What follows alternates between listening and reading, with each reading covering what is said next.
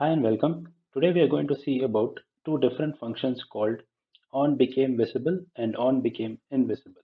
Now these functions are triggered when the game object becomes visible to a camera or becomes invisible to the camera. To demonstrate this, we are having a player and an enemy game object. Now the player is able to look at the enemy because the camera is basically the child of the player, and this is basically a first person scenario. And when the player is not looking at the enemy will perform a simple animation like the tilting animation. And when the player is looking at the enemy will stay still. Let's see how to do that using OnBecameVisible and OnBecameInvisible. Welcome to Vinex Studio. Let's start making games. So I already have the test script, and the test script only has two functions.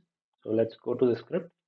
The test script has OnBecameInvisible and OnBecameVisible function. And when the game object becomes invisible, the animator is enabled.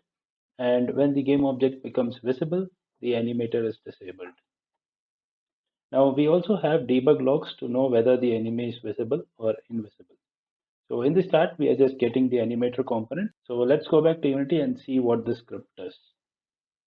So before I start the game, the animator is disabled.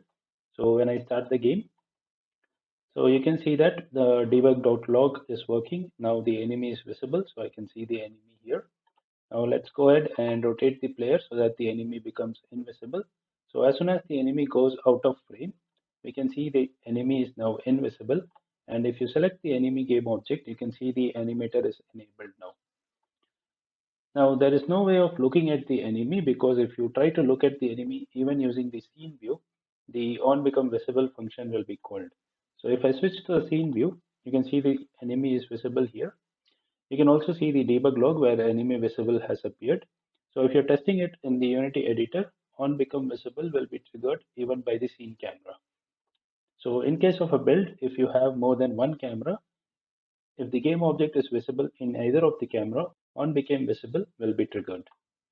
So the best way to check it is using the debug log, and also we can select the enemy and see the rotation in the x-axis that it is continuously changing. So enemy is performing some animation. If you use these two functions in your game and it is not working, there are a few things to check. The first one is the spelling. It is on became invisible and not on become invisible. The first time I used this function, I had typed on become visible and on become invisible, and I was searching for a whole day and I didn't know why it was not working.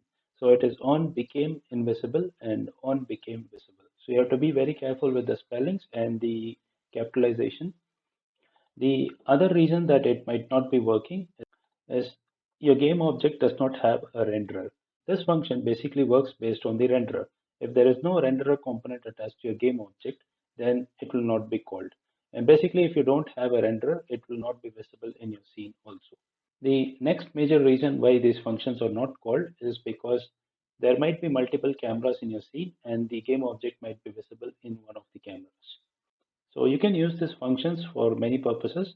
One is for creating a scary game where the ghost or the enemy moves when the player is not looking at the enemy and actually freezes when the player is looking at him.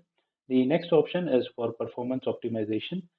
You can disable the components of the game objects that take up performance when the game object is not visible, and you can enable them when the game object is visible. But be very careful of what component you are disabling, because if you disable the game object with the script, then the script won't work. Hope you like this tutorial, and thank you, and see you in the next tutorial. Thanks for watching. Don't forget to like, subscribe, and share.